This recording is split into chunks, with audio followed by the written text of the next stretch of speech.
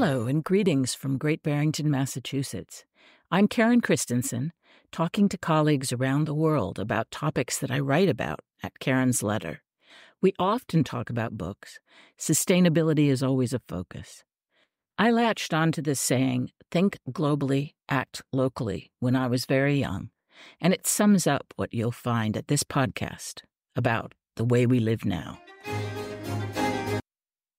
Hello, I'm Karen Christensen, and I'm talking today to James Gadsby Peat in Greenwich, which is a part of London. Well, I'm going to ask you to explain where Greenwich is and what it's like, because we're talking about a community pub called the Star of Greenwich, which is a very good example of kind of third place that a lot of people have in mind when they even hear the term third place or have it explained to them. A British pub is kind of the epitome of a third place. And this is a very, very interesting, distinctive, modern example.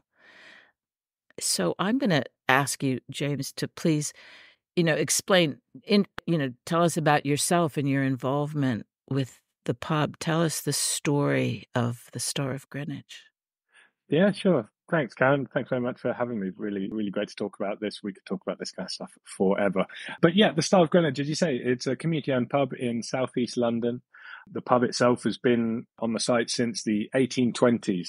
And actually, I would often talk about what we're doing is doing something that's actually happened for a very long time, but just in a slightly more modern way. So, as I say, the pub's been there for a long time. It had served its community for hundreds of years.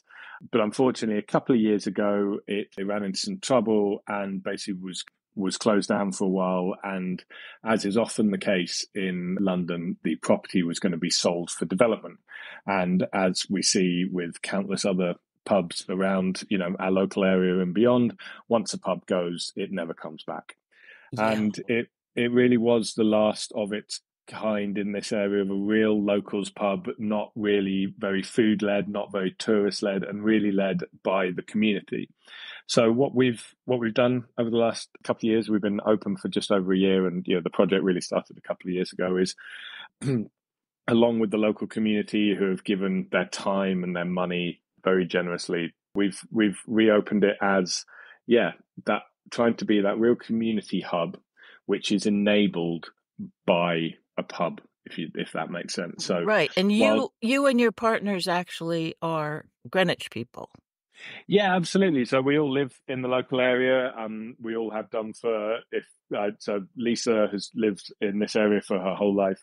Myself and Kirsty have lived here for a good 15, 20 years. So we're absolute local residents, and Greenwich is a really, in my opinion, quite a special part of London where it feels like a real proper community in itself that just happens to be 15 minutes from London Bridge. Right. Whereas I think tell our listeners about Greenwich. They will know the name mainly because the Royal Observatory is there. So Greenwich, everyone knows Greenwich. Absolutely.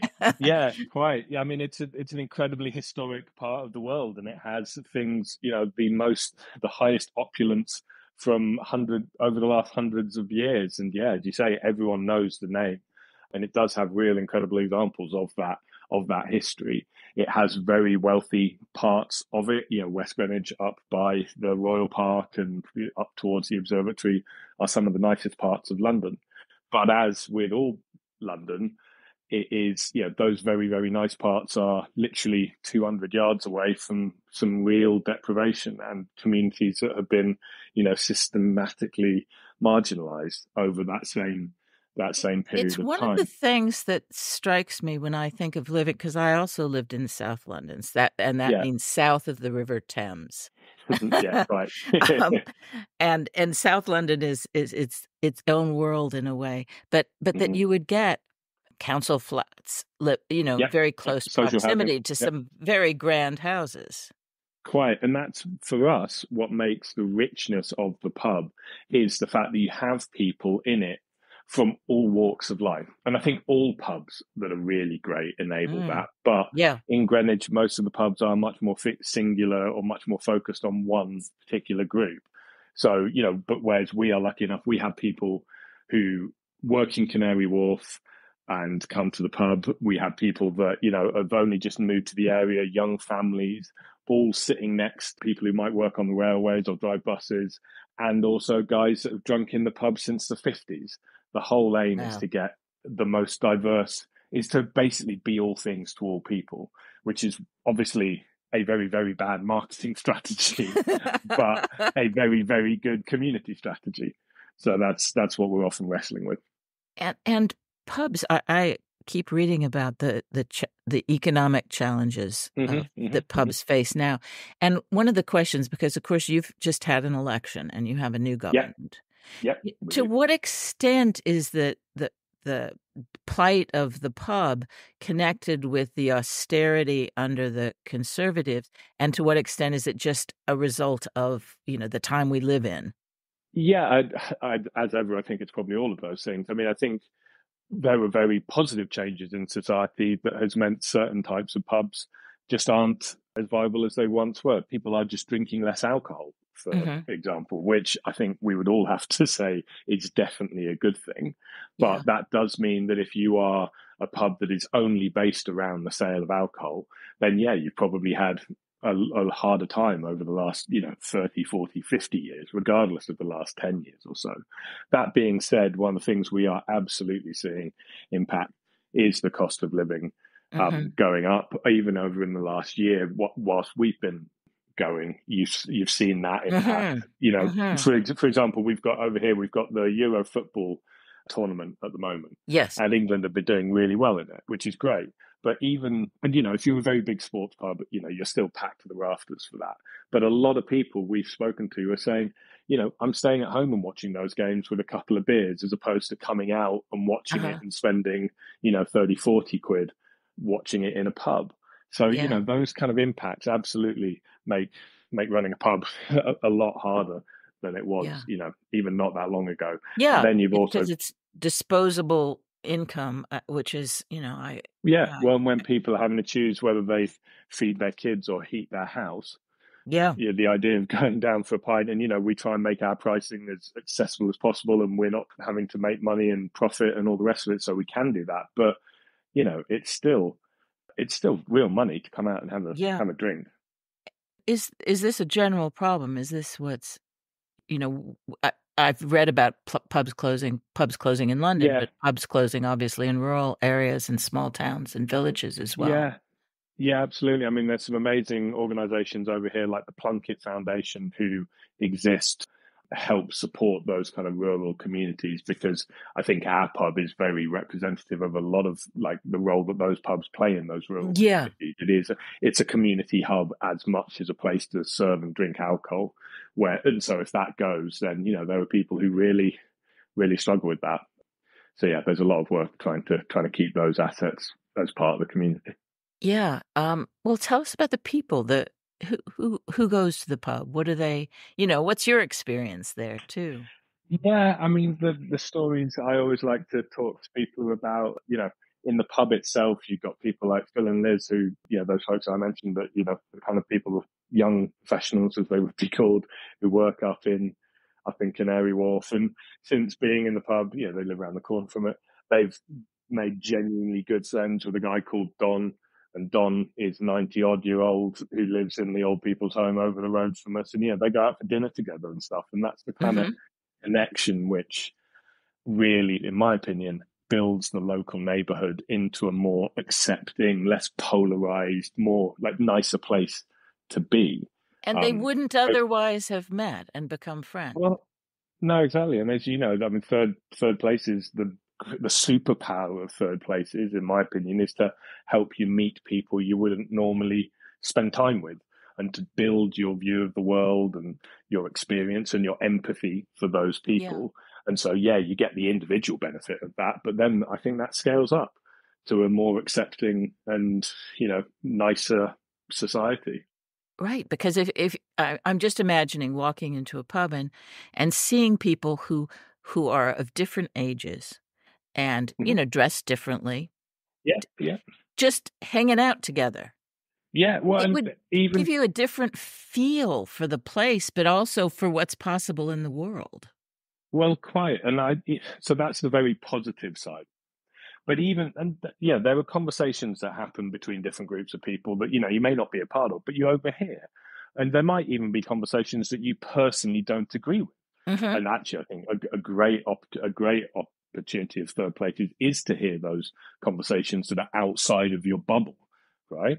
Yeah. And the thing for me is it's not just that you hear, it's the fact that next time you then hear something about, so maybe it is even around something as unpleasant as racism or sexism, it's not then an abstract mob of people when you read something about it in the Guardian or wherever it might be. Mhm. You relate it back to that individual that you've met in the pub, and that just becomes a much less vitriolic kind of experience and reaction, even in the things that you don't agree with. And that, Yeah. I think, is, you've got the positive side of it, but you've got those tricky conversation sides of it, which really, as I say, I think scale up into a much more positive, a much more curious, a much more accepting and empathetic Mhm. society. And one of the things we've talked about is that, with the rise of polarization through whatever reasons, whether it's social media or our politics or Mhm. whatever it might be, I genuinely think third places are the antidote to Mm. that kind of direction of travel. And so what happened during the election, during the campaign before your recent election? In what way? Sorry, In the with pub the I pub mean, in the or? pub, and the conversations were Yeah, I mean, there were conversations that you overhear. I mean, it's not the most political of pubs. I think most Mhm. people come and kind of want to leave a little bit of that Ye at the door, uh-huh, uh-huh. but there were ways into those conversations that you do hear. Again, you hear perspectives that you might not necessarily do so, and you spend time with people who have had a different life experience than you. So even if the conversation isn't proactively about politics, you hear stuff that then inform your own political views, I Mhm. think is really where the Yeah. opportunity is. It doesn't have to be as direct as, oh, we talked about Labour and this person's Labour voter and I'm a Conservative voter and I heard their opinion. It's just, I spent time with a guy that has worked on the docks his whole life and I sit in a chilled website. Like, Right. that is a different, that's a Right, different point. yeah, because actually, I should remind listeners that this is Greenwich is right on the river, and so you would have that was the old docks, right? Yeah, All yeah, along absolutely. It's there. a really Yeah. industrial. It's a very. I mean, originally the pub, serviced all of that industrial work that was down. We're right next to a big power station, which now has 10 people in it. But at its height, when it was a coal-fired power station, had 500 people working in it. And there were people here that still drink in the pub that remember those days and can talk to you about what it was like there, which is such a cool opportunity. Yeah, I that's something that people really love. I notice it here in my neighborhood Well, when people get together and they can hear about the history of the yeah, place from people who were but actually there. yeah, yeah, except but that's the thing. I mean, like, we often talk about it, or in my kind of day job outside of the pub, we talk a lot about diversity, and I think we often, and quite rightly so, which is fantastic. But we often focus on kind of diversity of race or ethnic backgrounds and perspective. But actually, it's so easy to forget about diversity of age. Like, how much time do you spend with people who are a different age bracket Yeah, to you, absolutely. other than family? Like, it very rarely happens. It really doesn't. Yes. So the fact that we can create a space where people from different age groups feel free to come and hang out is, yeah, I think a real positive for the community. So what are the demographics of Greenwich or the area that you particularly draw from? Because you describe it as East Greenwich, right? Yeah, absolutely. So West Greenwich is the sort of slightly more well-heeled Mhm. area of town. East Greenwich, the reason I love East Greenwich is it is just so truly diverse. You do have very low income families in social housing. We have over here something called multiple indices of deprivation index. It's Uh-huh. basically a way of scoring kind of very specific parts of the world around kind of deprivation. And, we are in the bottom 20-30% of those Mhm. across in the whole country. But right next to in the road next to us, we have houses that are selling for £1 million, £2 million, and so you have a lot of variety of that kind of demographic. You also have a lot of young families, Mm-hmm. You have a lot of people, a lot of young professionals as well, because we are so near to the city and Canary Wharf and places like that. It is so accessible. And so it's really, really varied. But what I think, one of the other things that you see if you look at all the various insights is you have very small pockets of community, but the chances of those communities kind of overlapping or meeting Mm-hmm. one another Mm-hmm. is very low. So Yeah. they call it about community cohesion, basically, and we Mm-hmm. Greenwich as a whole scores quite low on that. So that's what we would love to do more of, moving forward, is to bring different groups of people together in lots of different ways. And so they have a way of measuring community cohesion. Yeah, there's How do you do a that? few different surveys. I would have to find Yeah. out the exact one, but yeah, there's a couple of them. Hmm. I think a lot of it's kind of quantitative and qualitative as well. But Yeah. yeah, there's a few of them around here. And what about race and ethnicity and Yeah, absolutely. Very, very diverse. We have real strong kind of different BAME communities around the pub, and we have also a very sort of strong white working class Mhm. community as well. Again, going back to what you said, around the docks and the Yeah. historical kind of Yeah. industry Yeah. in these areas. And again, it's not to say that those groups don't mix entirely, but people tend to stay in their own pockets Yeah. of communities, as opposed to really, really meeting one another or having the chances to meet one another. One of the whole reasons, well, one of the things that triggered the pub was the fact that my kids started school, Mhm. and what a wonderful experience that has been for us. But actually, the school playground is the most diverse place that I go in my day-to-day life, Right. without the pub, because it's a great level. Everyone goes to the school. I assume you're not sending people to private school, which most people don't around here. Mhm. You're going to meet people from all of those different demographics Yeah. we talked about, and the fact that it's only the school gates and no other part of my life where you meet people from different backgrounds. I think that's quite revealing. Yeah, actually, I mean, one, I suppose, could argue that school gates is could be for people a third place, or at least I was reading I, about. I absolutely think that's Mhm. true. I really do. Mhm. I think that's absolutely true. I have more. It's the same place. You go every time, like the same day, same time, same place. You meet people, you bump into people you wouldn't normally. You probably have a lot of conversations you wouldn't normally have. But And you then I kind of think, hang around outside waiting, get there a few minutes early, hang around. yeah, you do, yeah, exactly. Although I think what's interesting is I think actually, because there's not as much structure to it, Mhm. it Mhm. ends up being the pockets stay quite close to each other. And so, as in, like, Ah, people yes. from a particular background tend to stay with the same people. I think it's interesting when you then get school community events, like the big summer fair we had last Mhm. weekend at our local school. I think that's a great example of a third place where you really would spend time and have a reason to spend time Mhm. with people from different backgrounds and perspectives. Mhm. Mhm. One of the things that comes up a lot when we talk about pubs or bars is Mm-hmm. is women going to pubs. What's your experience there? I remember when I first went to England, I was given instructions about how ladies only sat in the saloon bar, and The ladies Flimby, and ladies only ordered half pints. Never, never a full pint.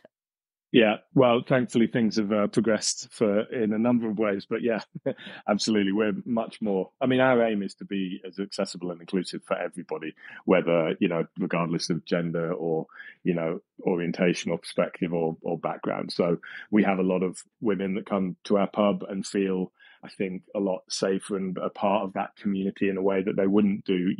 We make quite specific choices. We don't show a lot of sport, for example, Mhm. because that can really, I actually think, can be very uninclusive for a lot of people. We have a lot of people that come and join us from the local residents' homes and stuff like that. Who, it's not just it's not just young women that come to us. It's women who have been living in the local. All those things I was talking about. People who've been Uh-huh. living in the local area for decades.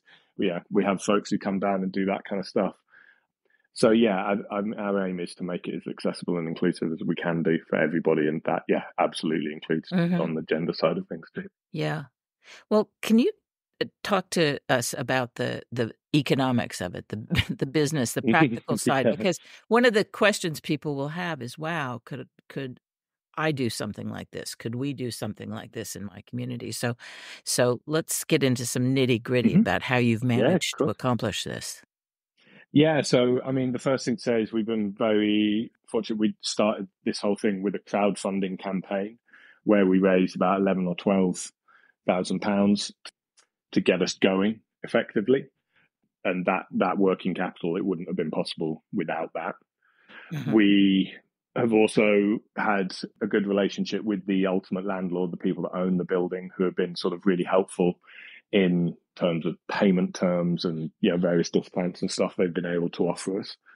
We just did the kind of accounts for the first year, and effectively we broke exactly even for the Mm. year. We turned over 140 grand, and like it cost us 141 to run the place or something Uh-huh. like Uh-huh. that. So Yeah. it is not viable as a commercial operation Yeah. effectively. So we have got paid staff, and we pay them properly because London living wage and all that Mhm. kind of thing. Mhm.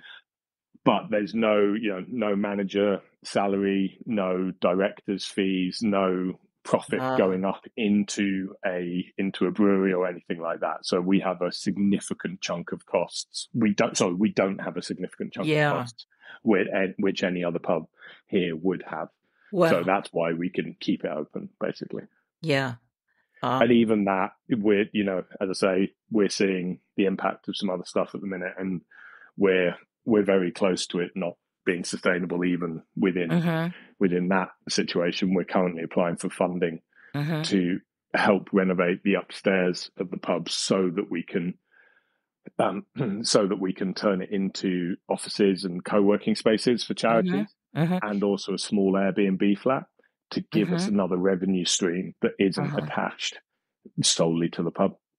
Right. And so that it sounds as though if pubs are as economically challenged as they are, um, and yet they're really valuable. They're of the community value, of historic value. They're kind of intrinsic to the culture Yeah, there. yeah, I think obviously I'm not just thinking of tourists. I'm thinking of people of British people. You're used to, being able to go down, you know, for the pub for a pint, um, is really important.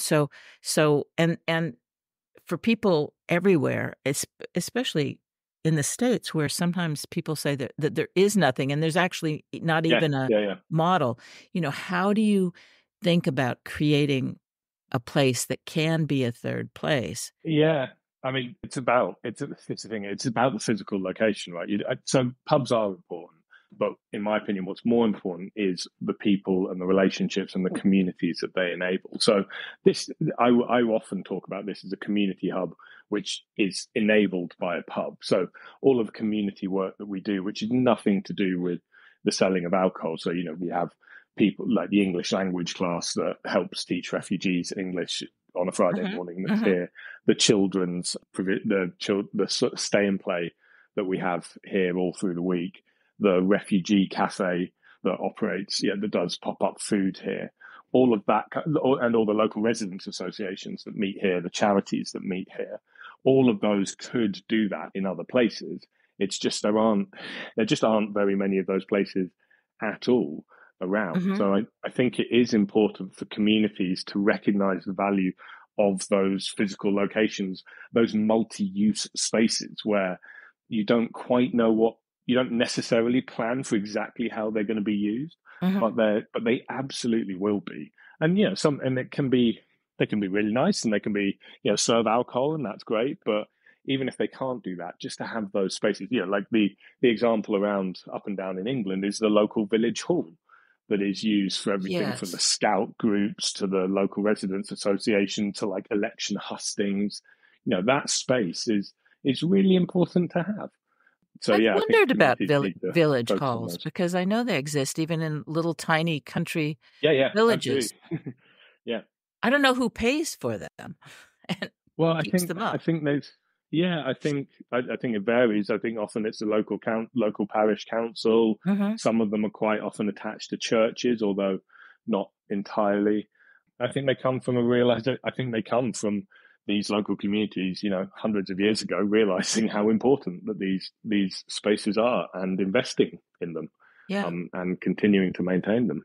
Now, And I what think about? it's a lot easier. It's a Mhm. lot easier when you've owned them for 200 years. It's not like Yes. there's a huge mortgage to pay on it or anything. Yes. It's effectively there and ready. I mean, obviously there's some upkeep, but effectively the local community pays for that, I think. Yeah, and it's there. Well, what about libraries? I know libraries have had a Yeah. hard time, but that when you describe the community uses, that's very much what people talk about using a library for. How would you say that Yeah. that's different from a pub? Yeah, absolutely. Well, I think that there are natural barriers with pubs, and there are natural barriers with libraries as well. Hmm. And I think it's actually really important to have ideally to have lots of different types of community spaces. So, we can reach people that would never go into a library. And likewise, we can't reach some people who do go into a library. And there's a lot of overlap as well, who would do both, read and Yeah. write.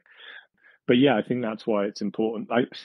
Whilst we try and be all things to all people, we know that the provision of alcohol for some people, especially along religious lines, no matter what we do, is going to be a barrier Right.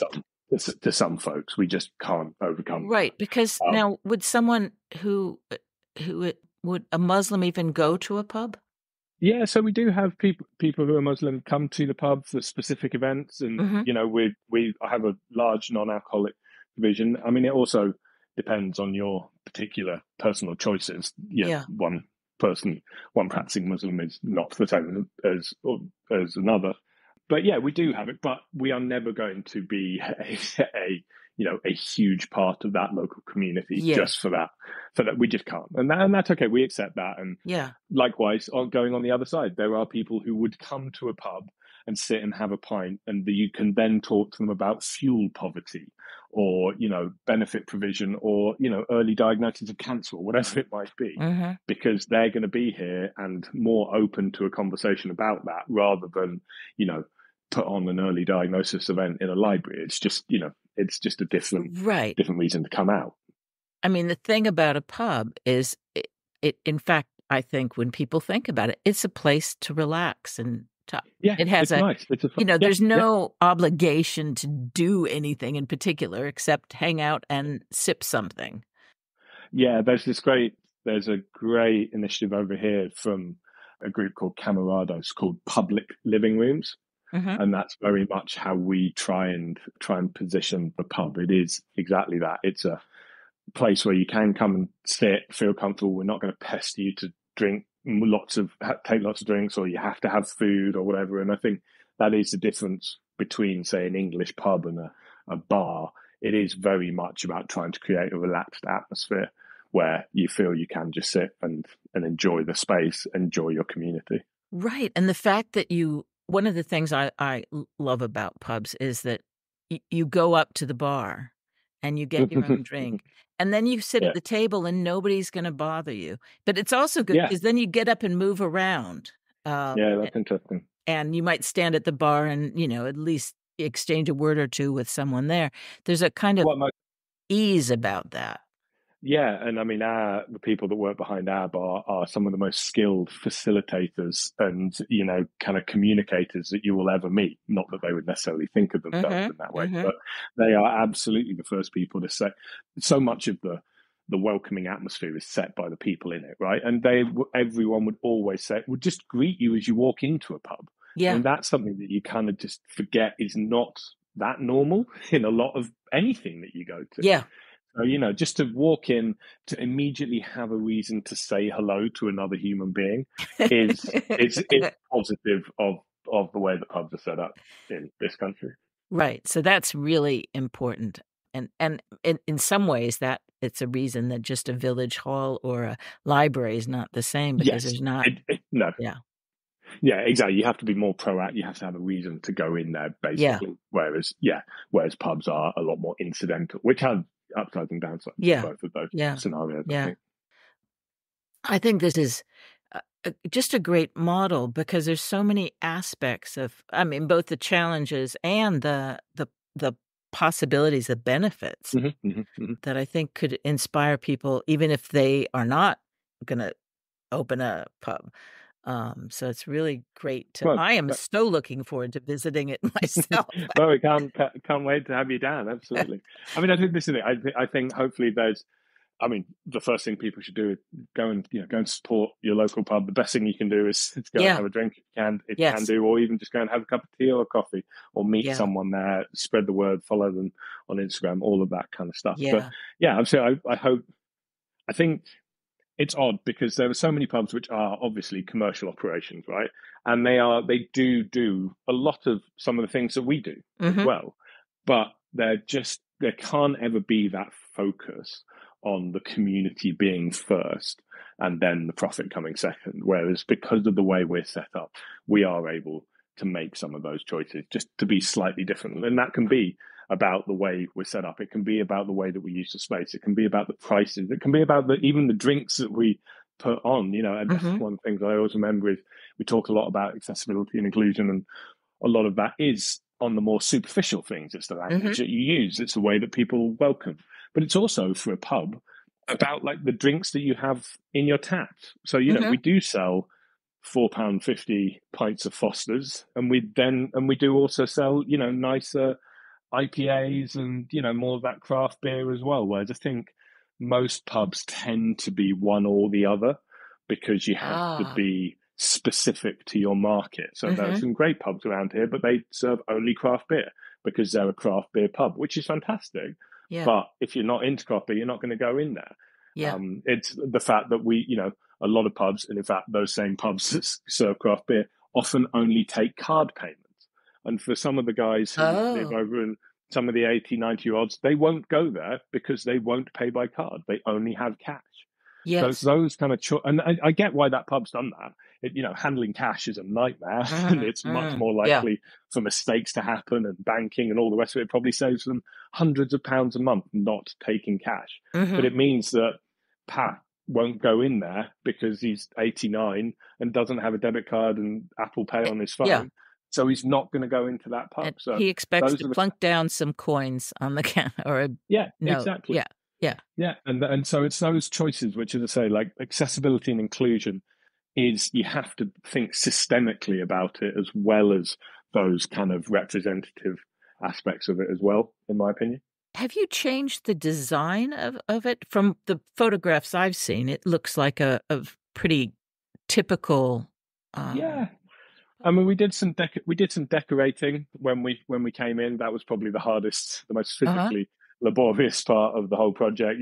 For a month before we reopened, we cleaned all the walls, which most of them hadn't been cleaned since the smoking ban. So you're sponging off an inch of nicotine and coming out feeling like you've been in smoking 20 a day.